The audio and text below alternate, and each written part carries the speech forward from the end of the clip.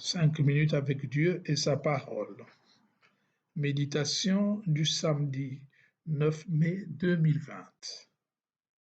Seigneur, montre-nous le Père.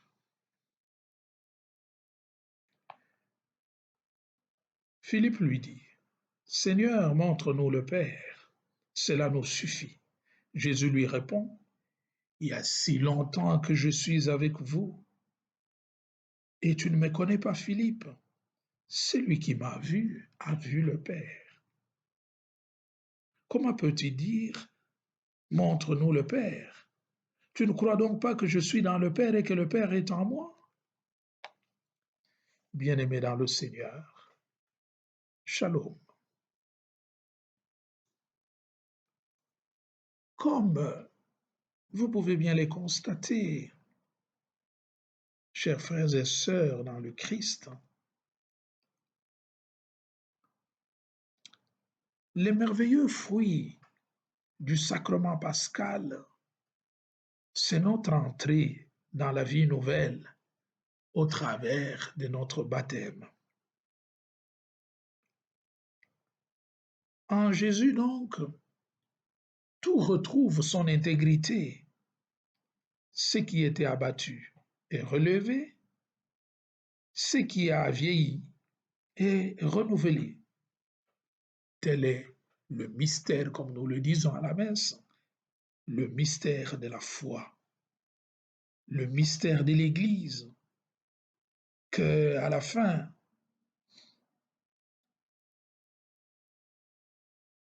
mystère qui nous révèle à la fin l'amour incommensurable de Dieu pour l'homme, de Dieu qui se rend présent au monde en Jésus-Christ, son bien-aimé. L'homme donc, de tout temps, de toute langue, de toute race, de tout peuple, de toute nation, lorsqu'il est confronté à l'incertitude, à l'angoisse, voire à l'insécurité croissante, comme celle que nous vivons en ces temps-ci, se demande toujours, se pose des questions. Si Dieu existe, si Dieu écoute, si Dieu est vivant, ou encore s'il agit dans la vie des hommes. La réponse est bien évidente. Dieu a tout dit en Christ. Il n'y a plus rien à redire. Mais il n'a pas fini de dire Jésus-Christ. En lui, le Christ, Dieu nous est révélé dans son entièreté. Parce que Christ est la révélation en plénitude. C'est pourquoi Dieu, le Père, bien entendu, nous l'a donné comme un frère qui doit vivre avec nous et on l'a reconnu comme Emmanuel, comme un compagnon qui doit cheminer avec nous comme il le fit avec les disciples d'Emmaüs, comme le maître qui enseigne, comme le prix et la récompense même des justes. Jésus est donc les dieux se révélant lui-même. Si nous le regardons bien, nous verrons en lui la face cachée du Père. C'est donc important pour nous de chercher toujours à découvrir cette face du Père sans nous fatiguer pour que, comme les apôtres, nous puissions obtenir gain de cause, pour que notre action soit prodigieuse, fructueuse, qu'elle porte du fruit. Pourquoi la prière des apôtres, pourquoi l'action qu'ils menaient l'action d'évangélisation, bien entendu. Pourquoi il portait son fruit? Eh bien, voilà le secret. Je vais vous en revenir. Il y a trois éléments importants pour que l'action que nous menons puisse porter du fruit. Eh bien, les apôtres, premièrement, ils avaient foi et ils priaient au nom de Jésus. Donc, le premier élément pour que notre action puisse porter du fruit est la foi et la prière au nom de Jésus. Dans Matthieu 18, le Christ nous dit, là où deux ou trois sont réunis en mon nom, je suis au milieu d'eux.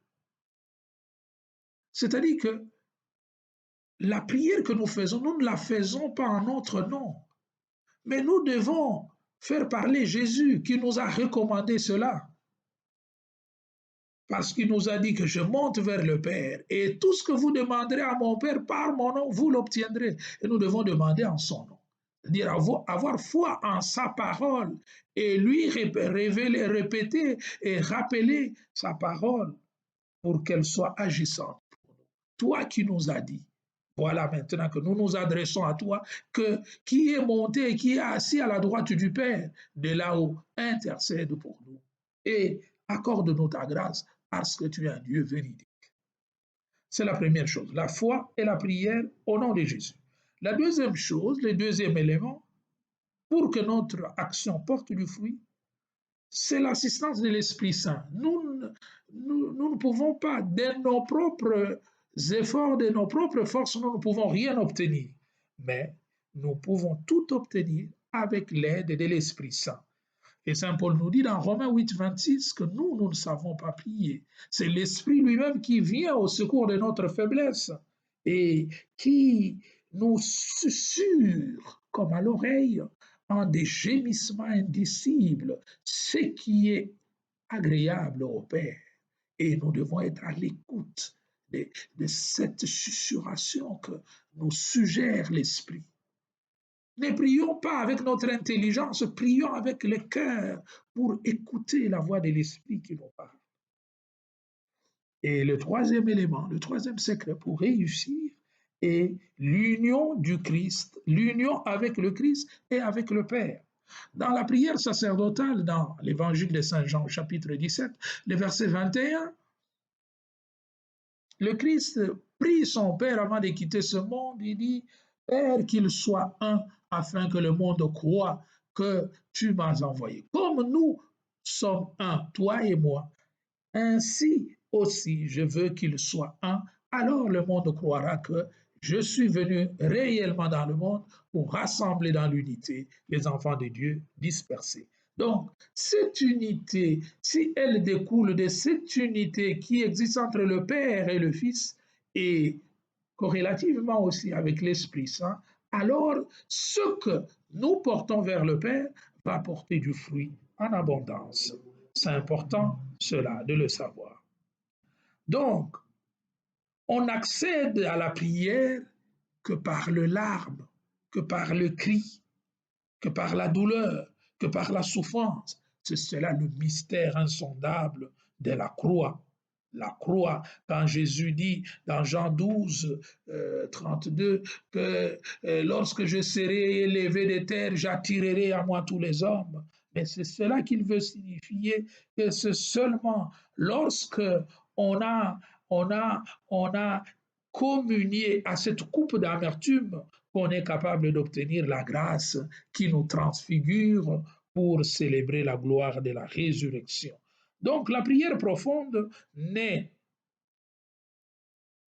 dans les pleurs, elle naît des larmes, elle naît de la componction intérieure que l'homme sent dans son âme et cet état comme de destruction intérieure le pousse maintenant à se tourner vers Dieu, à implorer sa miséricorde pour que Dieu lui fasse grâce. Et Fulgence de Rouspet, un père de l'Église qui est disciple de saint Augustin, disait en effet, ce qui incite à prier est la douleur de l'âme. et qui est dans la douleur sans la nécessité de pouvoir prier. Si quelqu'un ne se sent pas dans la douleur, il ne va pas. S'il ne se sent pas indigent, il ne va pas demander. C'est parce qu'on se sent dans le besoin, dans le manque, que on devient un Anaouim, on devient un pauvre de Yahweh. Et c'est cela la première béatitude. Heureux le pauvre en esprit, car le royaume de Dieu est à eux. Parce qu'on se sent les mains nues, qu'on n'est rien et qu'on n'a rien, qu'on élève ses mains vers le Père pour qu'il les emplisse. La souffrance, donc, pousse l'homme à se tourner vers Dieu. Pourquoi? C'est pour ça que la souffrance n'est pas mauvaise, parce qu'elle nous aide à entrer en contact et en relation étroite avec le Seigneur. C'est pour cela que l'Esprit Saint est appelé le Père des pauvres, le Père de ceux qui attendent le secours divin, de ceux qui se sentent dans le manque, dans l'indigence et qui en appellent à Dieu pour venir le remplir de sa présence et de sa grâce. Et Saint Paul, pour sa part, il dit, il appelle la prière une lutte. La lutte, non pas d'un instant, non pas d'un moment, mais la lutte de tout le temps, la lutte de toute une vie. Et dans sa deuxième lettre à son ami, son fils Timothée, au chapitre 4, les versets 6 et 8, il dit, j'ai mené les bons combats de la foi, je n'ai pas perdu cette foi-là, c'est pourquoi j'attends la palme de gloire assignée aux élus. Donc, nous devons lutter dans notre vie pour que nous puissions arriver à arracher la grâce. C'est ça le secret que Dieu nous a révélé en Jésus-Christ, son bien-aimé. Donc, en Jésus-Christ, Dieu nous a montré que l'amour du Père nous invite au-delà de notre souffrance, à nous tourner vers lui pour que Dieu puisse soulager cette souffrance et la transformer en grâce et en bénédiction. Et Claudel écrivait ceci.